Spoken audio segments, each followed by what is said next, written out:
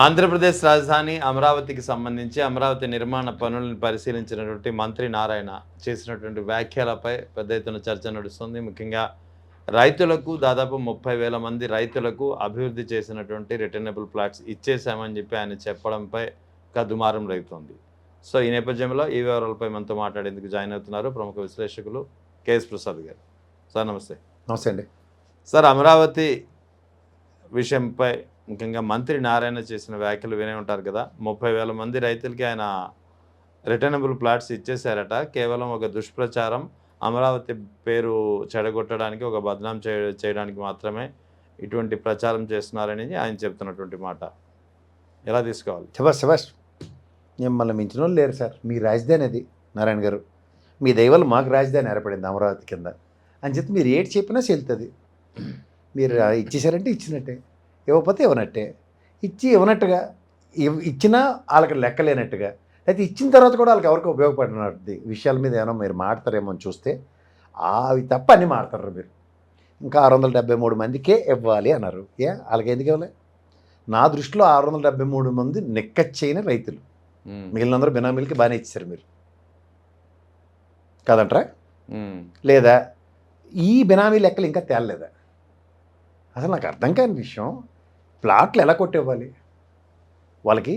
మీరు మొదట చెప్పిన కండిషన్ ఏంటి? అభివృద్ధి 1000 గజాలు 400 గజాలు మీరు ఏవైతే ఇస్తున్నారో డెవలప్మెంట్ మాడ్యూల్లో ఇస్తామని చెప్పారు. అవును, ఇప్పటికి 12 ఏళ్ళు అయింది. వాళ్ళు మొదటి నుంచి 29 గ్రామాలు 34,000 ఎకరాలు ఇచ్చిన రైతులకి కళ్ళ ముందు మొన్న రామారావు గారు చనిపోయారు, మీ సమక్షంలోనే చనిపోయారు ఆయన. అవును, రైతు. మీరు మమ్మల్ని ఉద్ధరించడానికి మీ కారులోనే తీసుకెళ్లారు. ఇంకేనా అలా అబద్ధాలు చెప్తారు సార్? దయించి క్యాపిటలిస్ట్ భావాలు పక్క తీయండి. మీకు ఆల్రెడీ మీకు అంత 673 మంది మాత్రమే మిగిలిండి 34,000 ఎకరాలకి మీరు నిజంగా న్యాయం చేసేసి ఉంటే ఆ చుట్టుపక్కల గ్రామాల్లో ఎక్కడ నిరసనలు కానీ, మేము స్వచ్ఛందంగా భూములు ఇవ్వము అని కానీ, ఇలాంటివన్నీ నిరసన కార్యక్రమాలు మీ ముఖం మీద ప్యాండిల్ చేయడానికి రెడీగా ఎవరు ఉండరు అక్కడ. ఇప్పటికి మీకు ఆరతపల్లెలు పెట్టేసి ఇప్పటికి ఇచ్చేసి ఉందరు. ఇవన్నీ ఎవరు గమనించట్లేదు అనుకుని మీరు ఏది చెప్తే అది దుష్ప్రచారం. దేనికి చేయాలి? ఫస్ట్ థింగ్, వాళ్ళు ఆల్రెడీ వైఎస్ఆర్సీపీ వాళ్ళు ఏడు చేయాలో తెలియని నిస్సాయ స్థితిలో అటుపక్క మావిగనని మాడుకుంటారు. కానీ ఇటుపక్క ఏమో మీ అమరావతి విషయం ఏమైనా మాడారు వాళ్ళు? ఇప్పటిదాకా ఏమైనా మాడారా? లేదు. మీరు చెప్పండి సార్. లేదు. సో శుభ్రంగా మీ పని మీరు చేసుకోవడానికి లేనిపోయిన తలకాయ నొప్పులు మీరు తెచ్చుకొని, ఎక్సెస్ ల్యాండ్ పూలింగ్ మీరే పిలుపునిచ్చుకొని, ఆ అవరోధాలు మీరే ఫేస్ చేస్తూ ఎవరిని బదనాం చేస్తారు? అక్కడ అమాయకుడైన శ్రవణ్ని బదనాం చేస్తారు. చేస్తున్నంతకాలం చేశారు కదా, ఇంకా చేయడానికి సిద్ధపడుతున్నారు కదా. ఆ శ్రవణ్ ఇంకా అమాయకంగా మీ చుట్టే తిరుగుతున్నాడు కదా బదనాం అవడానికి. పాపం గ్రామ సభలు పెట్టి ఎలాంటి తీర్మానాలు చేస్తున్నారో సరే వినరండి సార్ వెళ్ళి. మీకు ఆర్తపల్లెలు పెట్టేసి ఇచ్చేస్తామని స్వచ్ఛందంగా ఇచ్చేసి తిరగబడిపోతామని ఎవడు చెప్పట్లే. ఇవ్వమో అని చెప్తున్నారు కరా కండిగా. వడ్డే శోభనాథేశ్వర గారి పిలుపుకి ఇవ్వమో అని చెప్తున్నారు ఒక్కొక్కరు. మీకు ఇవన్నీ ఇంత విచ్చలవిడిగా మీరు మాట్లాడడానికి కారణం ఏంటంటే ఆ ఎర్రిబోగులేని వైఎస్ఆర్సీపీ వాళ్ళు. ఇప్పుడు మా తెలంగాణ ఉద్యమంలో కేసీఆర్ గారికి ఒకసారి మెట్టు తగ్గాను ఏం చేశాడు? కోదండరామ్ గారిని ప్రతిష్ఠించుకుని అమరావతి ఉద్యమానికి ధీటుగా, అంటే తెలంగాణ ఉద్యమాన్ని నేను అమరావతి ఉద్యమంతో పోల్చట్లే, కానీ అమరావతి ఉద్యమానికి ఇవాళ తెలుసో తెలియకో ఆయన వచ్చారు కదా పెద్ద ఆయన వడ్డే శోభనేశ్వర గారు. ఆయన ఫేస్ న్యూస్ చేసుకుంటూ, మీరు లాస్ట్ టైం తెలుగుదేశంలో కూడా చేసిన పని అదే కదా. ఎవరిని? ఆ కొలికిపూడి గారిని, బాలకోట ఇలాంటి అందరినీ ఇండైరెక్ట్ వెర్షన్స్ అన్నింటినీ ప్రతిష్ఠించుకుని ఆ లోకల్ ఒకళ్ళని ఇద్దరిని మమ అనిపించే కార్యక్రమంలో పెట్టి తెలుగుదేశం వెనకాతల నుంచి నడిపించుకునే కథకలికి at the cost of YSRCP అయిందా లేదా? It has led to the election. The same scenario వాళ్ళ చుట్టుపక్కల గ్రామాలకు ఇది ఉంటే ఎవరో నానిగారితో స్టేట్మెంట్ ఇప్పించి, నానిగారు ఏం చెప్తున్నారు? మేము గవర్నమెంట్ రాగానే వెనక్కి ఇచ్చేస్తామని. బాబు నారాయణ చేతులు ఎట్టారంటే మొత్తం పొక్కలాని రెడ్డి దున్నేస్తాడు. వ్యవసాయ క్షేత్రాలు వ్యవసాయ యోగ్యం కాకుండా చేసి పడిచాడు 34,000 ఎకరాలు. ఇప్పుడు మీరు వెనక్కి తీసుకుంటానన్నా వాళ్ళకి ఇచ్చినా తీసుకునే పరిస్థితులు లేని నిస్సహాయ స్థితి క్రియేట్ చేస్తుంటే మీరు ఎప్పుడో అధికారంలోకి వచ్చినప్పుడు వెనక్కి ఇస్తామన్న స్టేట్మెంట్ ఎంతవరకు జస్టిఫైడ్ సార్? మీరే ఆలోచించండి ఒకసారి. ఇదే వడ్డే శోభనాథేశ్వర గారు ముందు పెట్టి వెనకాతల మీరు వైఎస్ఆర్సీపీ శ్రేణులని సమాయత్తం చేస్తే ప్రభుత్వం మీద ఎంత ప్రెజర్ ఉంటుందండి? ఇంకోసారి ధైర్యం చేస్తారు వాళ్ళు తీసుకోవడానికి ల్యాండ్లు. ఇలాంటివి గాలికి వదిలేసి అమరావతి ఉద్యమానికి ఎవడో ఒకటి వచ్చినట్టు, ఏదో చేసినట్టు, ఎవడో పార్టీకి ఎవడికో ఉపయోగపడినట్టు, అదేదో మీకు డిఫరెంట్ ఎంటిటీలో ఫీల్ అయితే అప్డేట్ చేస్తారు సార్ దానికి. రేపు పొద్దున మీరు వచ్చి మళ్ళీ అధికారం తీసుకొచ్చి మీరు ఏదో చేద్దామన్నా సరే, మావిగాని అనుకున్నా సరే, అమరావతిని సెంట్రిక్గా చేయవలసిందే తప్ప ఇంకో దిక్కు దివం లేదు మీకు.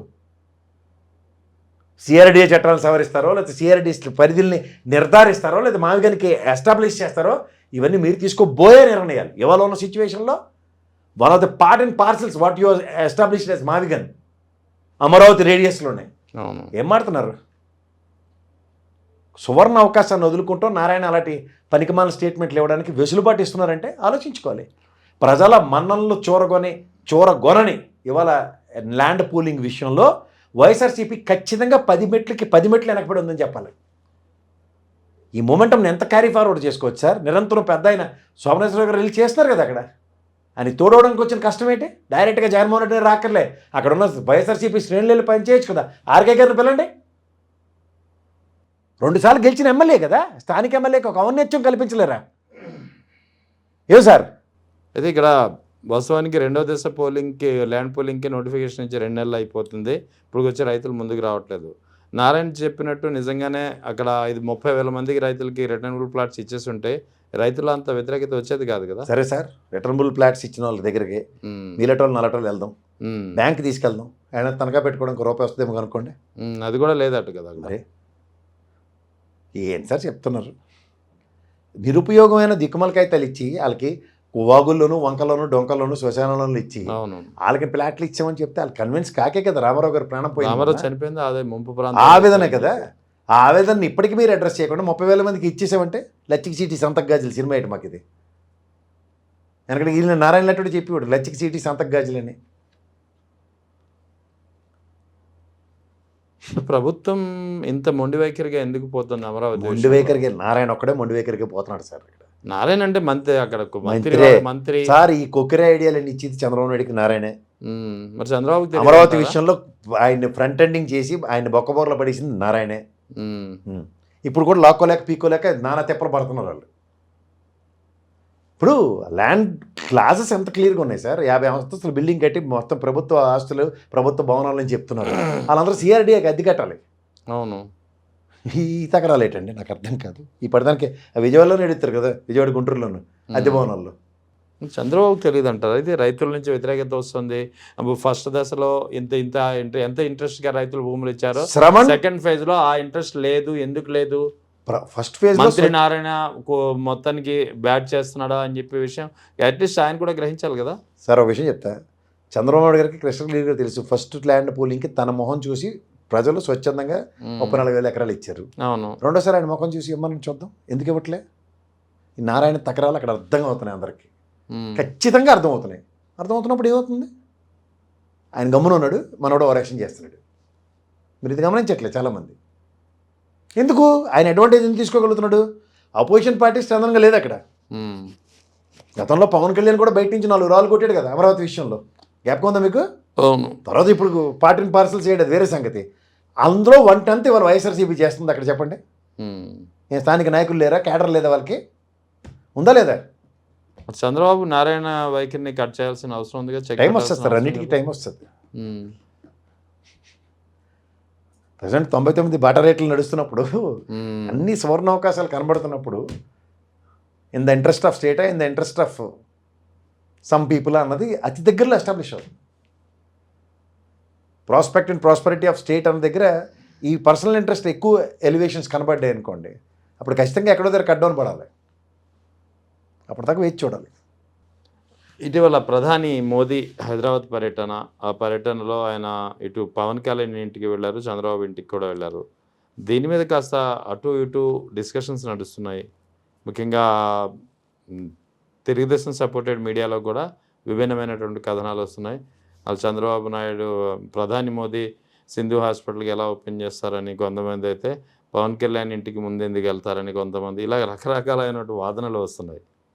నాకు ఫస్ట్ టైం సార్ ఇండియన్ హిస్టరీలో ఒక ప్రైమ్ మినిస్టర్ ఆఫ్ ఇండియా ఎంత ఖాళీగా ఎలా ఉన్నాడో నాకు ఇప్పటికీ. Private hospital opening, private hospital వదిలేండి సార్, ఎంత ఖాళీగా ఎలా ఉన్నాడో నాకు అర్థం కావట్లేదు. ఎప్పుడు ఆయన ఎవరింటికి వెళ్ళడం నేనైతే చూడాల. ఫస్ట్ థింగ్, అసలు ఈ హైదరాబాద్ పర్యటనే అట్టర్ నాన్ సెన్స్. ఓ తలాతోకలేని సభ. ఆ మన్ కీ బాత్లో పకోడీ కబుర్లు చెప్పలేడు ఆయన ప్రాంప్టర్ పెట్టుకుని. ఇక్కడ వచ్చి ఏడు చెప్పాడు, 16 లక్షల కోట్లు ఆవిరైపోయింది ఆయన మాట్లాడిన మాటకి. 2 రోజులు చూసారు మార్కెట్. తప్పించి గోల్డ్ మీద సొంకం వేస్తాడు. ఆ హిందూ పేపర్లో ఇందిరాగాంధీ ఇదే స్టేట్మెంట్ 1967 ఎప్పుడు ఇచ్చిందని చెప్పి అబాస్పాలేడు. ఏ టెక్నాలజీతో పేపర్ తయారు చేస్తారని చెప్పి హిందూ కూడా mothersister.com అన్న వెబ్సైట్ ఓపెన్ చేశాడు.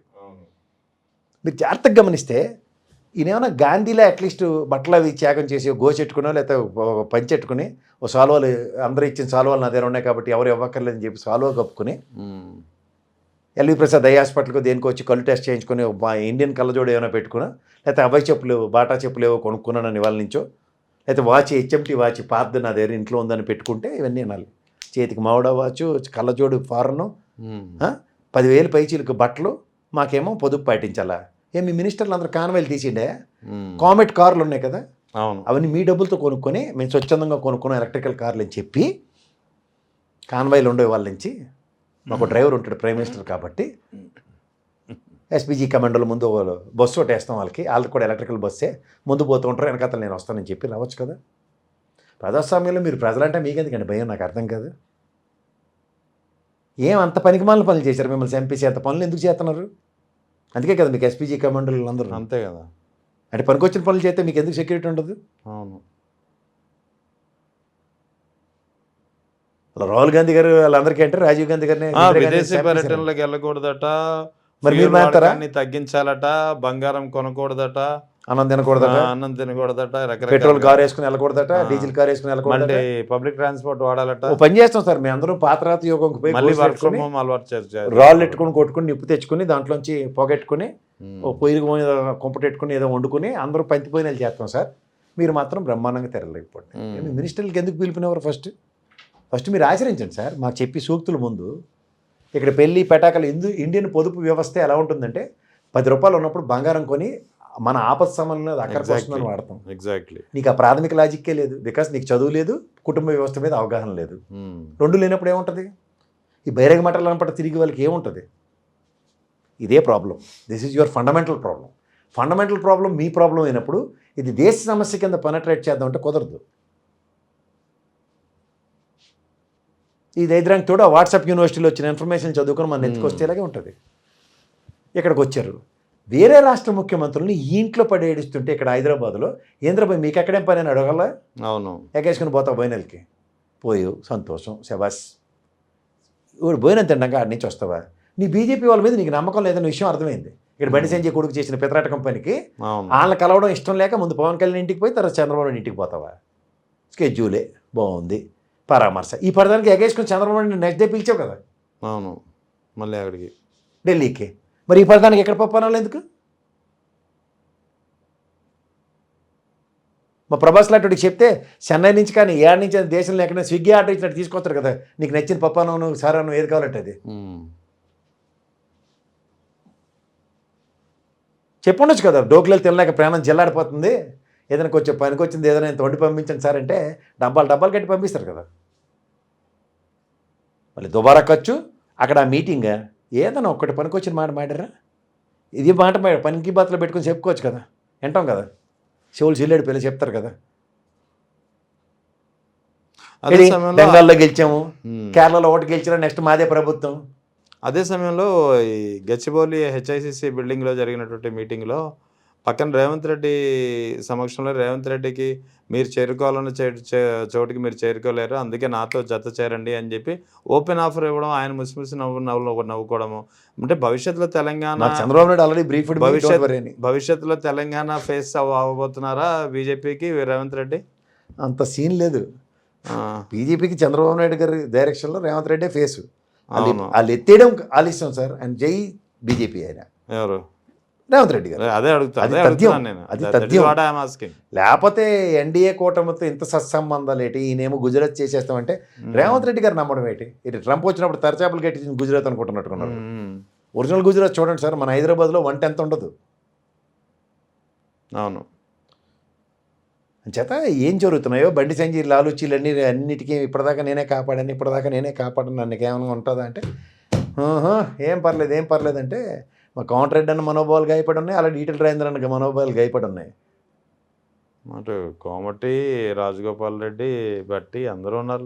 బెట్టన్నకి ఎందుకు తెస్తారు మధ్యలోకి? పాపం ఆయన బీజేపీలో ఉన్నప్పుడు జరిగిన అవమానం, అమిత్ షా ఇంటి ముందు గంటల రోజుల తరబడి నిలబడిన దాంట్లో మన మీడియా కవర్ చేసింది కదా అన్నింటిలో.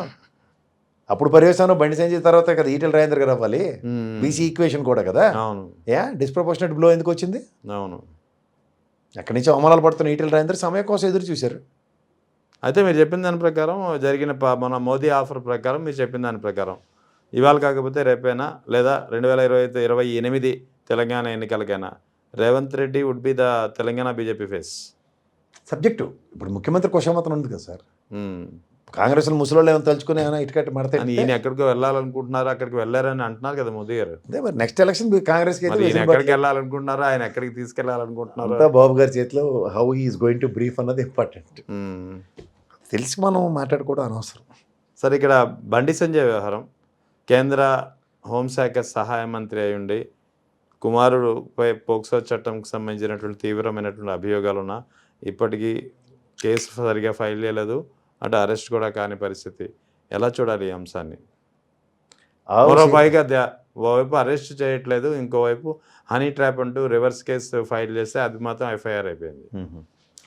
చిన్న పిల్ల, అపంసమం తెలియని పిల్ల, ట్రాప్కి గురైన పిల్ల హనీ ట్రాప్ వేసేస్తుందా? కుటుంబ వ్యవస్థల్లో ఉన్నాం సార్ మనం కూడా. ఒక 10వ క్లాస్ చదువుతున్న పిల్ల యొక్క మెచ్యూరిటీ లెవెల్స్ ఎలా ఉంటాయో ఆ పాటి ప్రాథమిక అవగాహన కూడా లేకుండా ఉన్నారంటే, అదే చెప్పారు కదా సార్, ఎవడో చెప్పాడు, జర్నలిస్ట్ చెప్పాడు, ఒక జర్నలిస్టు పోలీసుడు చేసిన పనికి మిగిలిన వాళ్ళందరూ కూడా అలాగే ఉంటారన్న భ్రమల్లో దయించి ఉండకు మిస్టర్ బండి సంజయ్. 2 విషయాలు చెప్తున్నాడు. ఎవడో చేసి చెప్పారు కదా, ఆడెవడో తెలిస్తే ఆ జర్నలిస్ట్ని కాల్ చేస్తాం పొడి చేస్తాం అంటున్నావు. ఆడెవడో తెలియక్కర్లే, నేనే చెప్పానని ఆడ బదులు నేను అనుకుంటున్నాను. కాల్చి చెంపు చూద్దాం, ఏం పర్లే, వాళ్ళు సస్తే రేపు 2వ రోజు.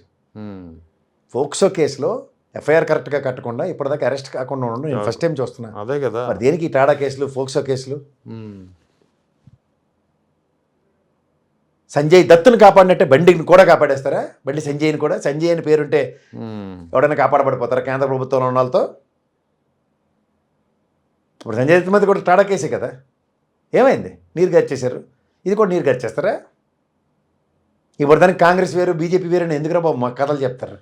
మీరు ఒకటని చెప్పండి. మేము ఏదైనా చక్రం తిప్పగలం. గంగుల కమలాకర్ ఇంటికి వెళ్ళి అటాక్ చేసిన హోంమంత్రి లా అండ్ ఆర్డర్ని కంట్రోల్ చేయవలసిన నీకే బాధ్యత లేనప్పుడు నీ కొడుకు ఎక్కడి నుంచి బాధ్యత వస్తుంది? అదే ఆయన ధైర్యం. జై శ్రీరామ్, సర్వరోగ నివారణ జై శ్రీరామ్ అంటే అన్నిటికీ ఒకటే మంత్రం. అంతే కదా. ప్రధానమంత్రి వచ్చి స్టేజ్ ఎక్కినప్పుడు కళ్ళు పోయే ఏబీవీపీ ఉద్యమాలు మాకు తెలియదు. ఏబీవీపీ ఉద్యమాలు మేము చదివిన యూనివర్సిటీలో ఏబీవీపీ ఉన్నత్యాలు మాకు తెలియవు. తమ్మారెడ్డి భరద్వాజ్ ఇంకా బతికేవాడు కదా ఆయన. జార్జి రెడ్డి ఆయనలో ఏమి ఎలగబెట్టించావు మాకు తెలియదువా? అవును, చెప్పాడు కదా గతంలో ఆయన. నీ పేరు ఏ రోజున మాట్లాడా? జార్జి రెడ్డి సినిమాలో నీ రోల్ ఎక్కడైనా కనపడిందా? ఎవరికి కథలు చెప్తారు? అలా తెలంగాణ ఉద్యమంలో ఢిల్లీలో ఊగిపోయాను ఈ పెట్టకథలు వాళ్ళ కరీంనగర్ వాళ్ళకి చెప్పి 2 సార్లు గెలిపించారు కదా ఎర్రబాగుల వాళ్ళు. ఇక్కడ పడుతుంటే అదేదో చూడండి, అదేదో తాడు పామే కరిసింది అంటారు చూడండి, అలాగా ఈ బీజేపీ వాళ్ళకి ఓవర్ యాక్షన్ ఎక్కువైపోయింది. హనుమాన్ జయంతులు, శ్రీరామనవములకి వీళ్ళ జ్ఞాపకం వచ్చినప్పుడల్లా నిజమైన రాజాసింగ్ అటోడు శ్రీరామనవమి చేసినా లేదా హనుమాన్ జయంతి చేసినా వాళ్ళు హైలైట్ అవ్వరు. వీళ్ళు కన్వర్టెడ్ హిందువుల కింద ఉన్న బండి సంజయ్ వాళ్ళు ఓవర్ యాక్షన్ చేస్తే జై శ్రీరామ్ అంటే దానికి ఒక వ్యాలిడిటీ అట. అటు చూడండి, తనిఖీల బరిని పద్మశ్రీలు కరువైనట్టుకున్నాయి. రాముడితో పోలిస్తే ఏకంగా ఎవరిని? నరేంద్ర మోడీని. అవునవును.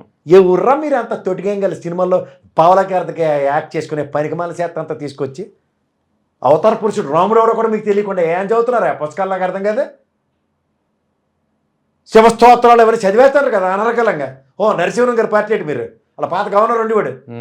శివుని స్తోత్రించుకుంటే రాముడు వెంకటేశ్వర స్వామిని స్తోత్రించుకుంటూ శివుడిని పరీక్షించుకునేవాడు కాదు.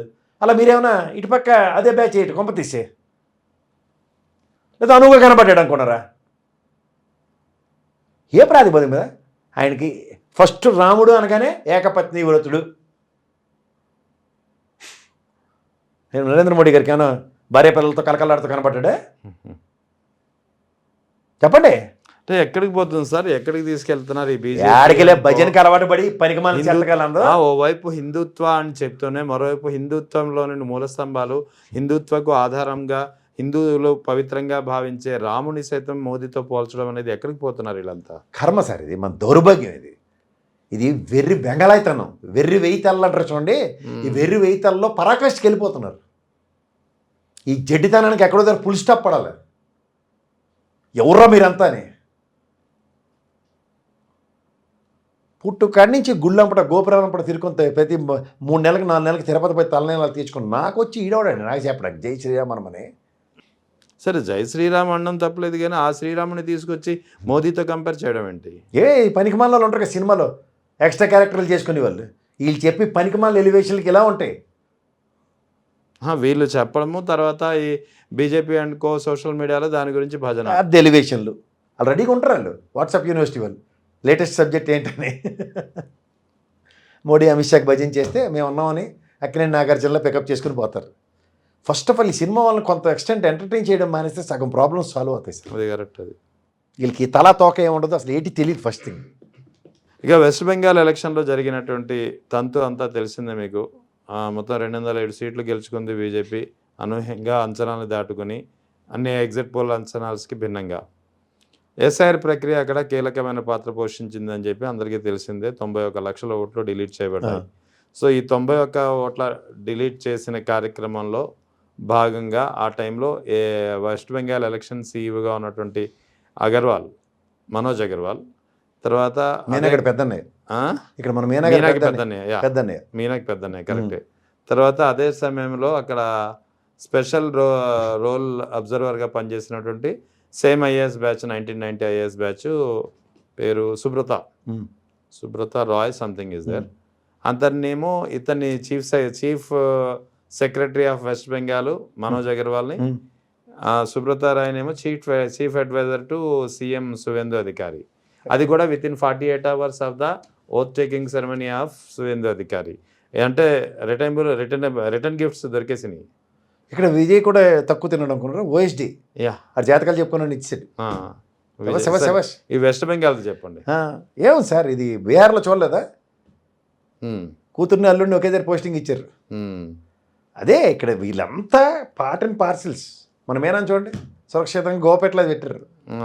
ఇంకా వర్క్ ఉంది నీతోను ఎక్సైజ్ రెవెన్యూలో ఇంకా నీతో పని ఉందని సెక్రటరీగా ఉన్నాడు. ఇంకా నీతో పని ఉందని చెప్పి కదా లెక్కర్ స్కామ్ అంతా ఆయన భుజాల మించే ఆగమేఘాల మీద టాపిక్ డైవర్షన్ కింద మీకు ఆప్షన్ మేమే క్రియేట్ చేస్తామని. ఇప్పుడు అంతా అటుపక్క మీకు ఎస్ఐఆర్ దాకా పోయారు సార్. ఆంధ్రప్రదేశ్ ఎలక్షన్లో మా మీనా సార్ చొరవతో ఎలక్షన్స్ జరగక మునుపు 40 లక్షల ఓట్లు తొలగించబడ్డాయి ఆంధ్రప్రదేశ్లో. అవును 40 లక్షల తొలగించబడ్డాయి.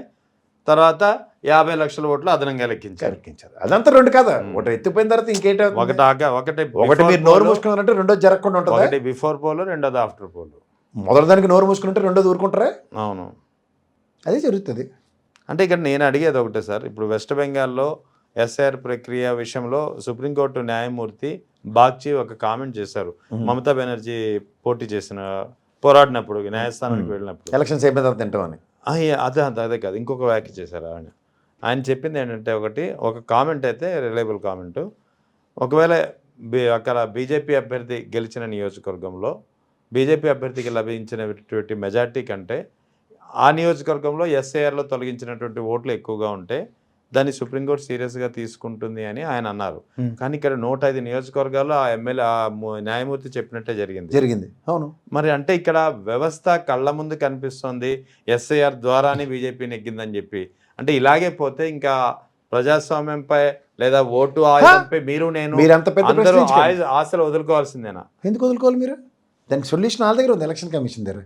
మరి డీకే అరుణమ్మ ఎలక్షన్ ఏం చేశారు కదా వాళ్ళు? ఎలక్షన్ ముందు రోజే కదా డిక్లేర్ చేశారు నువ్వే గెలిచావమ్మా అని. అవును, మళ్ళీ టక్కన బీజేపీకి పోయింది. ఆవిడ పోయిందా లేదా? సేమ్ సొల్యూషన్ ఇస్తారు రేపు బీజేపీకి వెళ్తే వ్యాలిడ్. ఇప్పుడు గెలిచారు కదా సువేందు అధికారి ఆధ్వర్యంలో బీజేపీ గెలిచింది 208. మీరు చెప్పిన 105 స్థానాల్లో ఎస్ఐఆర్ ఎఫెక్ట్తోనే ఓడిపోయింది 200. ఎగ్జాక్ట్లీ. ఇది పీకి పాకి జీలపాకంలో లాగి నెక్స్ట్ ఎలక్షన్స్ టైంకి డిక్లేర్ చేస్తారు తృణమూల్ కాంగ్రెస్ గెలిచిందని. చాలా అదే సొల్యూషన్ వాళ్ళ దగ్గర. సుప్రీంకోర్టు కానీ ఎలక్షన్ కమిషన్ కానీ ఏం చేస్తుందో క్రిస్టల్ క్లియర్గా విత్ సబ్స్టాన్షియల్ ఎవిడెన్సెస్ ఈ లాస్ట్ 2014 నుంచి ఈ రోజు దాకా ప్రతి ఇన్సిడెంట్లోనూ ఆన్సర్స్ ఉన్నాయి. ప్రశ్న ఉంది, ఆన్సర్ ఉంది. మళ్ళీ ప్రశ్న కోసం దయించి ఆవిడ పోరాడకండి. 40 లక్షలు తొలగించబడ్డాయంటే రీప్లేస్మెంట్ జనాభా లెక్కలు పెట్టలేదు కాబట్టి వాళ్ళ దగ్గర రెడీగా ఉంది సెకండ్ ఆల్టర్నేటివ్ ఒక పక్కగా ఫేవర్ చేయడానికి. అదే ఇంజెక్ట్ చేస్తారు. దమ్ముంటే మిషన్లు లెక్క పెట్టమండి, మిషన్లు కాదు జనాభా లెక్కలు పెట్టి ఆ చిప్ కార్డ్ని రోబో సినిమాలో పీకినట్టు పీకి పందిరేసి ఇంజెక్ట్ చేయమనండి. ఈ నియోజకవర్గంలో ఈ కాన్స్టిట్యూన్సీలో ఇన్ని ఓటర్లు ఇగో మిషన్ ఇదని డెమాన్స్ట్రేషన్ ఇచ్చి లోపలికి వెళ్ళమనండి చూద్దాం సీల్ చేసి. అన్ని పార్టీలలో మంచాలు వేసి పడుకుంటారు అక్కడ ఎలక్షన్ ముందు రోజు, ఎలక్షన్ తర్వాత రోజు, ఎలక్షన్ కౌంటింగ్ దాకా. చేతనైతే లెక్క తీమండి చూద్దాం. మాకు కావాల్సినప్పుడు జరుగుతున్నప్పుడు మేము ఎందుకు జనాభా లెక్కెట్టాలి?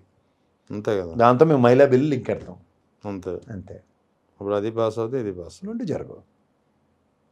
మీకు పెళ్లి డిసైడ్ అయిన తర్వాత ఇద్దరితో పెళ్ళి అంటే ఎవడో ఒప్పుకుంటారు, కాన్స్టిట్యూషన్ ఒప్పుకుంటుంది ఏంటి? అలాగే సరే, పక్కన ఎన్నికల వ్యవస్థతోటి, ఎన్నికల ప్రక్రియతోటి ఇటువంటి ఆటలాడుతోంది కేంద్ర ప్రభుత్వం. సో ఇదంతా పక్కన పెట్టండి. ఇప్పుడు తాజాగా 22 లక్షల విద్యార్థుల జీవితాలతో ఆటలాడుతోంది ఎన్టీఏ నిర్వహిస్తున్నటువంటి నీట్ పరీక్ష. 2024లో నీట్ విషయంలో ఎన్టీఏ ఎంత అభాసుపాలైందో ఆ తర్వాత అందరికి కళ్ళ ముందు తెలిసిందే. దాదాపు 5 సార్లు ఆ ఇయర్లో 5 సార్లు రిజల్ట్స్ రివైజ్ చేసి 5 సార్లు ప్రకటించిందంటే పరిస్థితి ఎంత ఘోరంగా ఉందో అర్థం చేసుకోవచ్చు. ఈసారి 22,39,000 మంది రాశారు. ఒక్క ఉదుటిన కేవలం ఒకే ఒక ప్రకటనతోటి నీట్ క్యాన్సిల్, మళ్ళీ రీనీట్ అంటున్నారు. విద్యార్థులు ఏమైపోవాలి సార్? మానసిక సంఘర్షణకి, మానసిక వ్యతలకి గురవ్వాలి. ఫస్ట్ చదువుకున్నాడు పాలకుడు అయితే సార్ నరేంద్ర మోడీకి చదువు లేదు. అది ఈ దౌర్భాగ్యం పిల్లల పాలిట శాపమైంది. రెండోది, ఈ ప్రభుత్వం రాగానే 2014లో నీట్ అని పెట్టి ఈ మెడికల్ సీట్లకు సంబంధించిన విషయంలో కేంద్ర ప్రభుత్వం జోక్యం రాష్ట్రాలకు డిస్కషన్స్ లేపేశారు. ఇప్పుడు ఇదే ఉదాహరణకి రాజస్థాన్లో జరిగింది. ఇది రాజస్థాన్కే పరిమితం అయింది కదా. మీరు చెప్పిన 22,39,000 మంది పిల్లలు ఎఫెక్ట్ అయిపోతున్నారు కదా. రాజస్థాన్ రీకండక్ట్ చేసుకుంటుంది స్టేట్ పరిమితి కాబట్టి గుండొత్తిడి 2 నిమిషాల పైన. ఇంతకుముందు ఇక్కడ ఎంసెట్ ఉండింది కదా, ఇప్పుడు కూడా ఉంది కదా. అదే ఏపీ సెట్ అయిపోయింది, ఇంతకుముందు ఎంసెట్ ఉండేది. EAMCET common medical common set లో ఎంపీసీ వాళ్ళు ఉండేవారు, మెడిసిన్ ఉండేది, రెండు ఉండేవి. ఇప్పుడు మెడిసిన్ తీసేసి దాన్ని ఎవడు ఎన్టీఏ నేషనల్ టెస్టింగ్ ఇచ్చారు. ఆడు ఫెయిల్యూర్ లాస్ట్ టీ టర్మ్ నుంచి చూడండి. 3 టైమ్స్ ఇది 3 టైమ్స్ మీకు నాకు తెలిసింది. ఇంత ప్రతిసారి ఏదో కిరికిరి జరుగుతానే ఉంది సార్. అని ఎలా కొట్టాలి తెలుసా సార్? వాళ్ళని 2016 రక్తాలు కారుతుండి కోర్టులో నిలబెట్టాలి. రక్తాలు కారుతూ ఉండాలి. 22,39,000 భవిష్యత్తుతో ఆడుకున్న ఆ వెధవల్ని ఎలా కొట్టి తీసుకెళ్లాలంటే పోలీసు వాళ్ళు కోర్టులో నిలబెట్టినప్పుడు రక్తాలు కారుతో ఇంక చచ్చిపోతారు, రైలు వెరడిక్ట్ ఇవ్వాలి, ఉరి శిక్ష లేదా యావజ్జీవ కారాగార శిక్ష అన్నది ఇవ్వాలి వాళ్ళకి. సార్ 18 గంటల పైచీలకు చదువుతారు సార్ పిల్లలు. అవును, మీ పాపే రాసింది దగ్గర 600 మార్కులు వచ్చాయి. ఎంత మానసిక వేదన పడుతూ ఉంటుందో అడగండి ఒకసారి. సార్ ఆ అమ్మాయికి చాలా ఓదార్పు కావాలి మీ దగ్గర నుంచి చెప్తున్నాను. తప్పు తను చేయకపోయినా బ్లేమ్ అంతా తనే తీసుకోవాలి. ఎందుకంటే పాపం తన efforts he's gone into drugs. మనం లాల్ బహదూర్ శాస్త్రి గారు లాంటి వాడిని చూసి వీళ్ళు ఏమైనా స్ఫూర్తి పొందుతారేమో అనుకున్నా. నన్ను ఎవరో చిన్నప్పుడు అడిగారు, నేను మా నాన్న అడిగాను, నాన్న లాల్ బహదూర్ శాస్త్రి గారు ఎందుకు రాజీనామా చేశారు రైల్వే శాఖ మంత్రిగా? ఆయన ఏం డ్రైవర్ కాదు కదా, రైలు నడపలేదు కదా. అలా ధర్మేంద్ర ప్రధాన్ గారు ఎక్కడ ఉన్నాడు, ఎందుకు రాజీనామా చేయడండి? నాకు అర్థం కాదు. సిగ్గు సరం మాన మర్యాద లేదా? ఎవరో మీకు ఇస్తున్నారు డిస్క్రిప్షన్లో 22 లక్షల మంది 30 లక్షల మంది పిల్లలతో జీవితాలతో ఆడుకోవడానికి? అకాడమిక్ ఇయర్ కండమ్ అవుతుంది సార్. ఇప్పుడు ఇంకా డేట్ డిక్లేర్ చేయలేదు ఫర్ యువర్ ఇన్ఫర్మేషన్. ఈ మనం హైపోథెటికల్గా మన పిల్లల భవిష్యత్తు కోసం చెప్తున్నాం. ఈ నాటకాలు అంటే జూన్ దాటించాడు అనుకోండి సార్, జూలై కూడా కౌన్సిలింగ్ దాటింది, ఇంకో 2 నెలలు అంటే అకాడమిక్ ఇయర్ స్లాష్ అయినట్టే కదా sir. If I'm not wrong, my prediction is not wrong, 834 874 private కాలేజీలతో పాటు ఉన్నాయి అవి. ఈ నాకు తెలిసి మేనేజ్మెంట్ కోట సీట్లు భర్తీ అవ్వలేనట్టుకుంది, అందుకని ఈ గేమ్ చేశారు. తర్వాత ఈ ప్రొడ్యూస్ అయిన డాక్టర్లని అకామిడేట్ చేయలేకపోతున్నారు. సో దానికోసం ఏంటంటే అకాడమిక్ ఇయర్ లేపేశారు అనుకోండి, ఎంప్లాయ్మెంట్ క్రియేషన్ వాళ్ళ ప్రాస్పెక్ట్లు ఈజీ కదా. జాగ్రత్తగా గమనించండి, వీళ్ళని నమ్మకండి. అసలు వీళ్ళందరూ ఒకే తాటికి వచ్చిన దొంగలు వీళ్ళు. పిల్లల జీవితాలు లేవు, ఫైనాన్షియల్ ఇయర్స్ లేవు. ఎంతమంది చార్డ్, ఇప్పుడు సురేష్ ప్రభు లాంటి చార్డ్ అకౌంటెంట్ రైల్వే శాఖ ఇచ్చారు. ఇప్పుడున్న పీయూష్ గోయల్ చార్డ్ అకౌంటెంట్. వీళ్ళెవరిని కాదనే నిర్మలా సీతారామన్ గారు ఫైనాన్స్ మినిస్టర్ ఏంటండి. 16 లక్షల కోట్లు ఆవిరైపోయింది కళ్ళ ముందు ఫైనాన్సెస్. ఎడ్యుకేషన్ సిస్టమ్ ఇలా ఏడుస్తుంది. ఎవరికైనా బాధ్యత ఉందా? ఓ దిక్కుమాల పనికిమాల స్టేట్మెంట్. ప్రాంప్టర్ ఉండే చచ్చిపోయాడు ఆ రోజు. నాకు తెలియదు, నరేంద్ర మోడీ మాట్లాడుతున్నప్పుడు ప్రాంప్టర్ ఉంటే ఇలా చెత్త ఉండదు. అంటే దేశంలో ఏదో సంక్షోభం రాబోతుంది అనేది సంకేతాలు ఇస్తూ ఒక తెలుసో సార్. మీకు గతంలో విపి సింగ్ అనో వర్తకు ప్రధానమంత్రి ఉండేవాడు. మొత్తం దేశాన్ని భ్రష్టు పెట్టించేస్తే ఫారెన్ ఇన్వెస్ట్మెంట్స్, గోల్డ్ ఇన్వెస్ట్మెంట్స్లో అప్పుడు దేవదేవుడు లాంటి పివి నరసింహరావు గారు, మన్మోహన్ సింగ్ లాంటి ద్వయం వచ్చి దేశాన్ని పరిరక్షించింది. ఇప్పుడు ఈ టైంలో ఎవడొస్తాడో నాకైతే తెలియదు సార్. ఎంత క్రిటికాలిటీ ఉందంటే అంత క్రిటికాలిటీ ఉంది. ఎంత ఎబ్బడ అప్పులు, ఒక ప్రణాళిక లేదు. దేశం అభివృద్ధి చెందిందే ప్రణాళికాబద్ధంగా. ఓ పక్క గల్ఫ్ వార్ ఇన్వెటబుల్ ఉన్నప్పుడు ట్రంప్ బుద్ధిలేని నిర్ణయాలు తీసుకుంటున్నప్పుడు ఓ పక్క రష్యా దౌత్యం ఏది, ఆయిల్ కొనడానికి పోయి కాలం ఎవడికి పోతున్నాడు అసలు. ఇందిరాగాంధీ లెట్ స్థాయి ఎలహా అని అమెరికా ఉన్న ఒక గసురు వచ్చింది ఆవిడ. ఏంటి ఈ రోజులు నాకు అర్థం కాదు.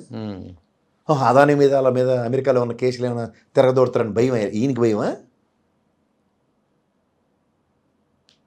పవర్ సెక్టర్లో బ్రైబ్ కేసులోనే కదా సార్ అట్లా ఏమైనా కాపాడే కార్యక్రమాలు అవి.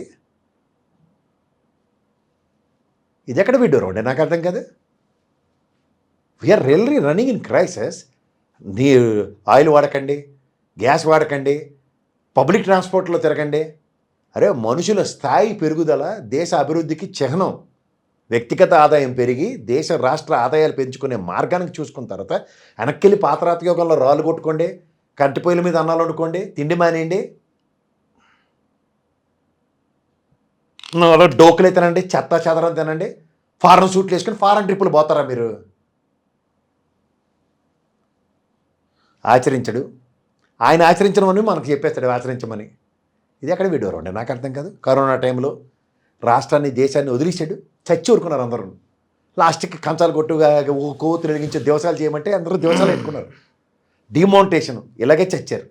గతంలో కాంగ్రెస్ గవర్నమెంట్లు అయితే గ్యాస్ బండ్ పెట్టుకుని సుష్మా స్వరాజ్ వెళ్ళిపోతే ఉల్లిపాయలు పట్టుకుని పోతే ప్రభుత్వాలు పోతాయట. ఈసారి నిత్యావసర వస్తువులు కాదు కదా, అందరు చచ్చిపోయినా ప్రజలు జై శ్రీరామ్ అనుకుంటే బతికి పట్టుకట్టేస్తున్నారు. ఇది ఎక్కడ విడ్డూరం అండి? ఇది ఎక్కడ విడ్డూరం నాకు కనబట్టలేదు, నాకు అర్థమే కావట్లేదు అసలు. జనాలు ఎంత జడ్డి వేదాలు అలాగ ఉన్నారండి. ఈ బంగారం కొనవద్దనే ఒకే ఒక ప్రకటనతో స్టాక్ మార్కెట్ 16,000 కోట్లు ఆవిరైపోయిందా? ఇవాళ మీకు రేటు తెలుసా మీకు? 10% సొంకాన్ని పెంచేశాడు, విదేశీ సొంకం దిగుమతుల మీద. దాని ఎఫెక్ట్ వీళ్ళ దగ్గర ఉన్నది ఇమీడియట్గా పెంచరండి రేట్లు. అవును,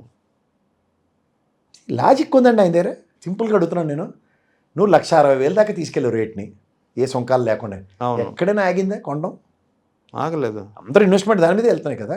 అంటే నీకు ఇండియాలో క్యాష్ రొటేషన్ జరుగుతుంటే తట్టుకోలేని ప్రధానమంత్రిని ఫస్ట్ టైం చూస్తున్నా. మీరు గోల్డ్ షాప్కి వెళ్ళారు సార్, మీ డబ్బులు గోల్డ్ షాప్కి ఇస్తున్నారు.